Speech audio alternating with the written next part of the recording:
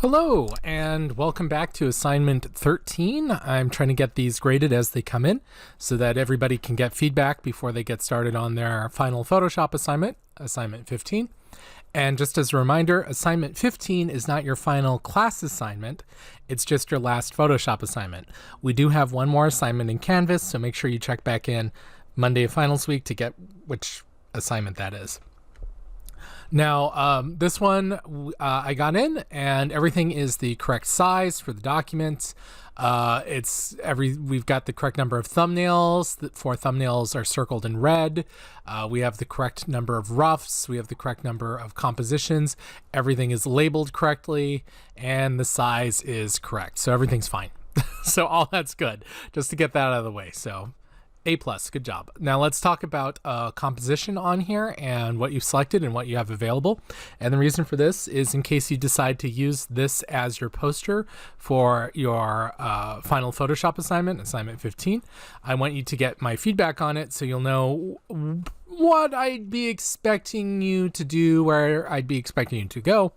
Now that said, I'm not the word of law from above about any of this. If I say something and you disagree with it and you just don't want to do it, that's fine. As long as you meet the requirements for the final assignment, it's just like any other assignment. Make sure that you've got the correct file names, file types, the correct number of files, that they're in the correct color modes, the correct sizes for everything, correct resolutions. Make sure you've got all that down. It's a 200-point project. Guess where a lot of those points are coming from? All that stuff I just said. So make sure you've got all of that right. Double check it before you upload it. Get it up, think about it, make sure everything's good. Okay. That said, I am going to try to give you my best advice for what I would do if this were sort of my situation. So let's take a look at things. Now, also, I'm keeping in mind that even at the composition level, you don't necessarily have all the colors in place. You don't necessarily have everything going on that you'd want going on. In truth, when you go out into the field and get paid for it, the level that I asked you as a class to produce for compositions is probably about the level of the roughs that would be expected. So this is the sort of thing that you put together before polishing everything up, because you don't have the colors that they want. You don't have the photos that they're going to provide. You don't have the fonts that they want to use. You don't have the sizes or any of that stuff. You basically have a shot in the dark. You produce it, you show them where you're going, and then they say, yeah, go for it, and you can start billing them for photos and stuff like that at that point. All right, that said, let's scroll down. Everything is exactly how I want. Good job. Now, so this is for Biggie's birthday, and he is a cutie pie. So let's take a look at all of the imagery that you have. Now, that said, it looks like the final one was the We Gotcha one here. I have to say I'm actually kind of interested in a few of the things that you did where you have the heart and the paw and the 3, the heart and the 3. I think somewhere in here you have the paw as the heart. So you could do like a paw, heart, 3, like all that kind of stuff. You did some pretty clever work in the thumbnails. So I'm kind of surprised that you ended up going with the 3 years ago We Gotcha one. I kind of think that this is the stronger design, but let's take a closer look at everything. So out of the designs, if I were to pick them going in, I kind of like the 3 and the heart. I think that's pretty clever. I really like the heart and the paw, and I see you liked that one too. We have overlapping tastes on that one. I think that it's got a good composition. I think that there's some fun that could happen. Big 3 is pretty funny for Big E. Good job on that. So it's I think you picked one of the best hearts out of the 3 years of love. Like, that's really sweet. If you've watched the other videos, you'll have seen me go on rants about stuff going down the center. So I'm glad you didn't select this as one of the ones as your final piece, even though you got it in one of the roughs. It's always tempting to put things in the center, but that's a temptation that should be avoided. It is so powerful a weight for the eye to be dragged to that it takes a lot to move a viewer away from the center. And you're not helping yourself by putting something dead in the middle when that happens. Now, that said, that's why we as artists are also attracted to putting things dead center, because that's how weighty it is. That's how heavy a design element it is. Our eyes get dragged to it and we want to put it there. So that's something that, starting early on in our training, we have to learn to save that for when we need to use it. It's like taking a bazooka to take care of a fly. Normally a fly swatter or even a rolled up newspaper is going to cut it. So you kind of want to save that in your back pocket for when you're fighting something that's just really hard to deal with. So avoiding the center's a really useful design tip. It's crazy how just doing that can really help you as a designer. And again, it's because it's so weighty and it's low-hanging fruit. All you have to do is drag something to the middle. You'll see it a lot, but it's also very hard to actually pull away from, which means that if somebody's a beginner and they haven't mastered all the tools of their craft, it's really hard to get out of that centerpiece. And so you'll see masters do it, and then if you don't really break apart and pick apart how they did it, if you don't spend a lot of time practicing with it, then all you've done is kind of drag everyone into the middle and you can't get them out. And I'm sorry I started ranting on that again already, and that's not even the one you went on. That's how opposed I am to just haphazardly going for the middle.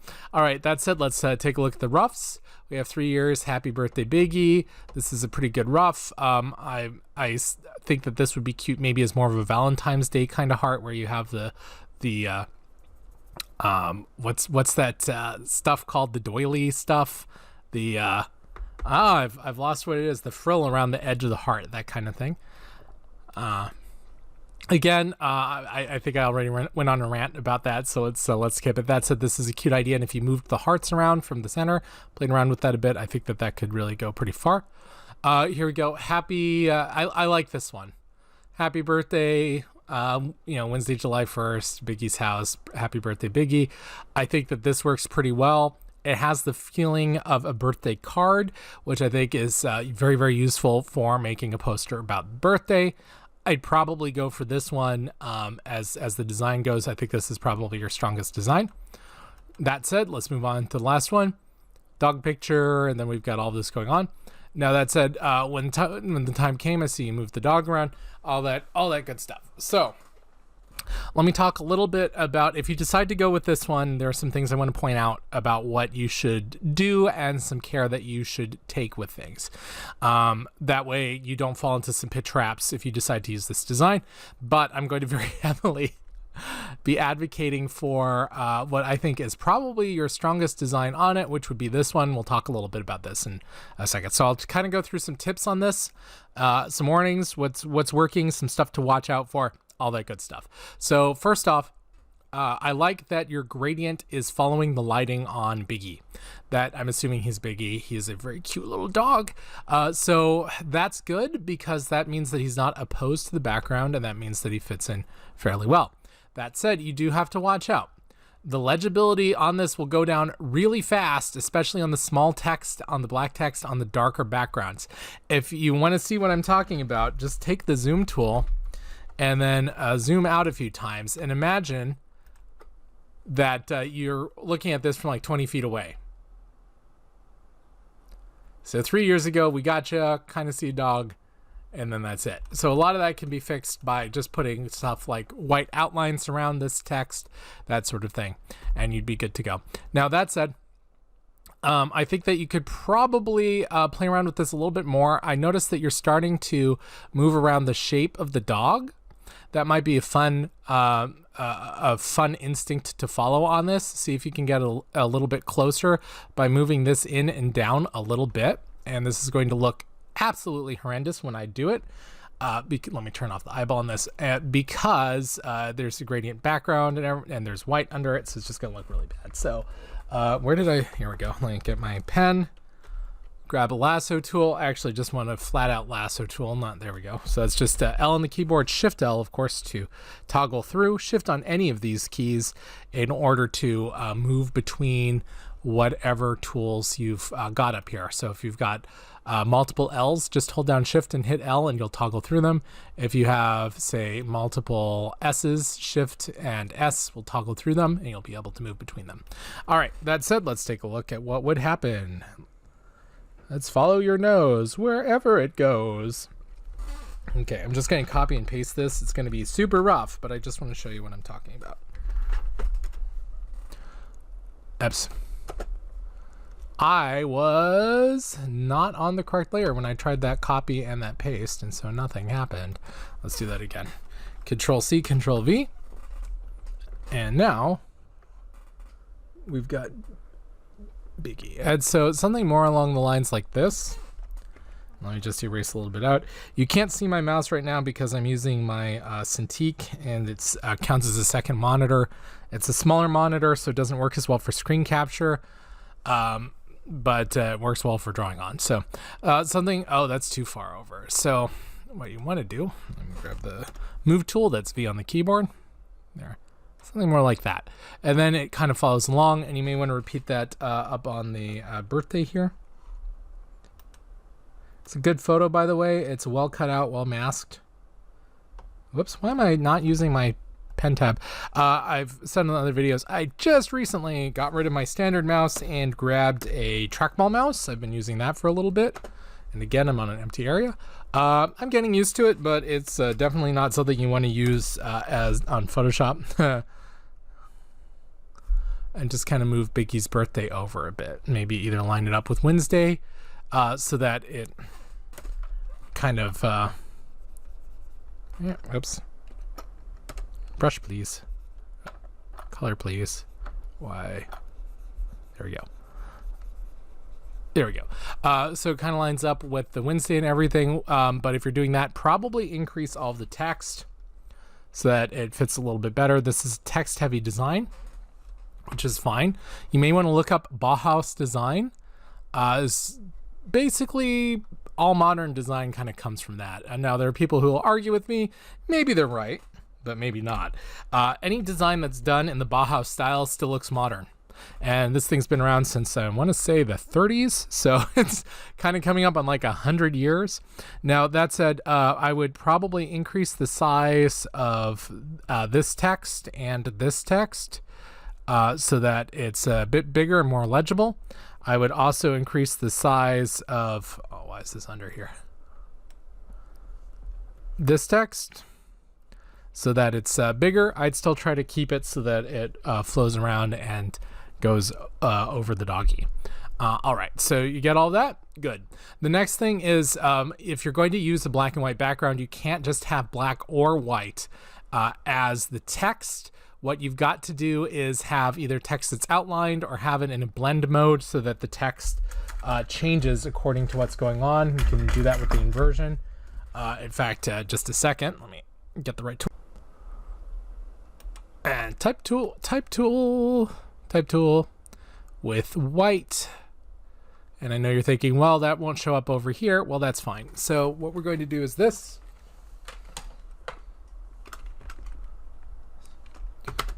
Remember difference mode? So difference mode will give us some powers here to essentially invert when white, which is very useful. So if we come over and we set our text to difference,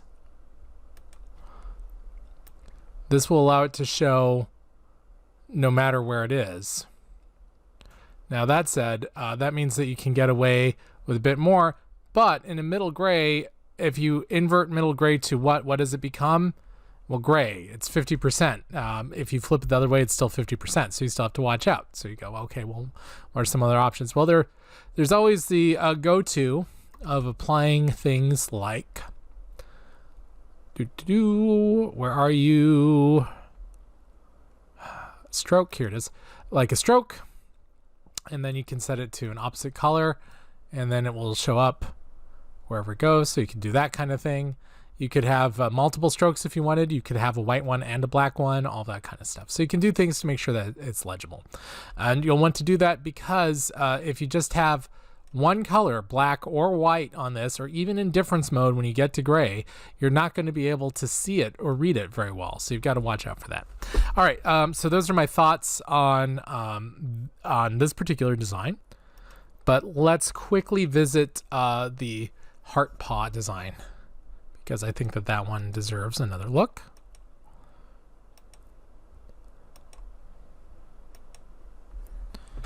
Where did I put my pen? Here we go. So this would, I would recommend, actually, I'm just going to really quickly go over this, but I would recommend using the pen tool to make shapes, to make perfect shapes for that kind of thing. You could, oh, excuse me, I'm trying not to yawn. It's been a long day. You could go as far as to get a paw print off of something like Pixabay, or take a picture of your doggy's paw, and then you could go in and trace it carefully with the pen tool, however you'd want to do it, to build kind of the shape that you have. But I just wanted to point out that this is a very clever design as I wobble my way through it. So just to darken it up a bit. So what's going on over here? So a couple of things I want to avoid in case you do go with this one. Don't put things straight in the middle, and you're pretty much okay. It's just a chunk of, a chunk of the heart in there. Wow, not doing a good heart there. So kind of cartoonish would probably be good. You'd probably want bright colors in here, just to keep with like the sort of almost Valentine's Day-y effect. You'd probably want to make this a bit bigger going in. You know, use a nice thick font. Again, I'm just going to keep it rough because I've already had you for, what, 15 minutes here? Doubt you want to watch me go on for like an hour about one thing, so I'm just going to go real fast. Just to give you an idea.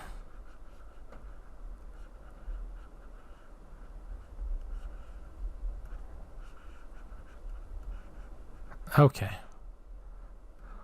And maybe put Big E in, like a fancier font. I'm not going to look through them on this particular computer.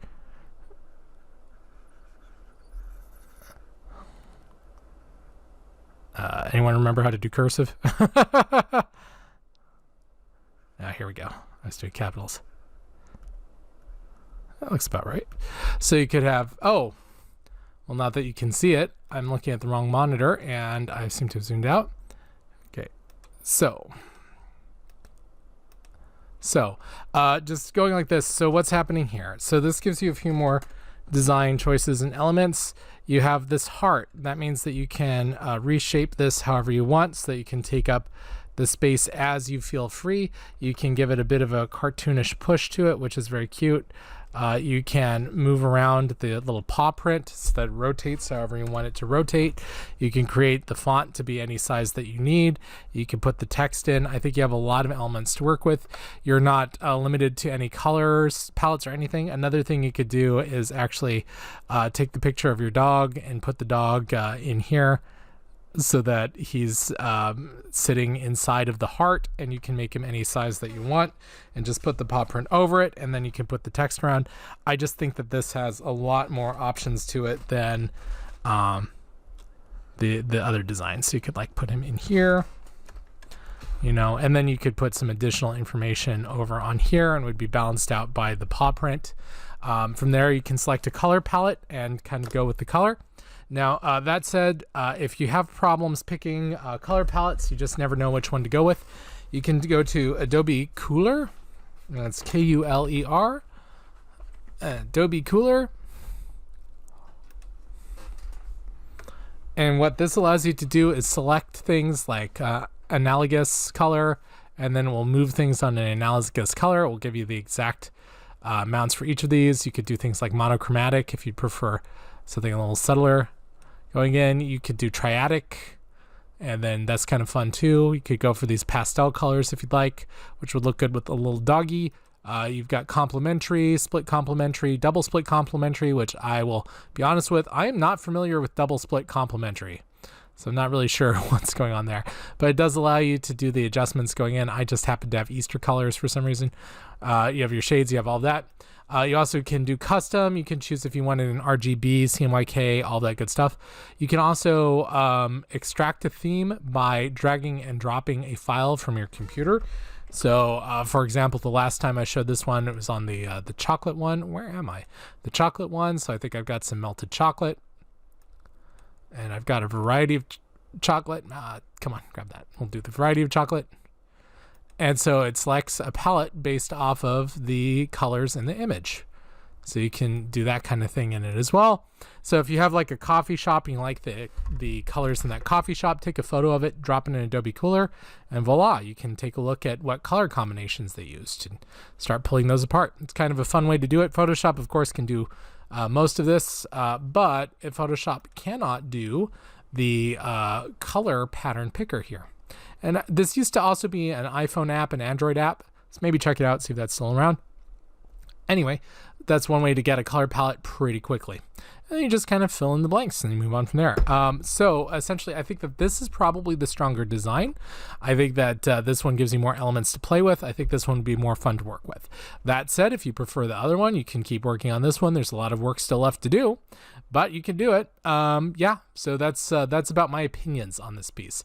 Now remember, as I said at the beginning of this video 20 minutes ago, you hit all the marks on this assignment, so you're set. You got the A on that. You're good to go. Let me know if you have any questions. Just shoot me an email. Thank you very much, and I will see you all next time.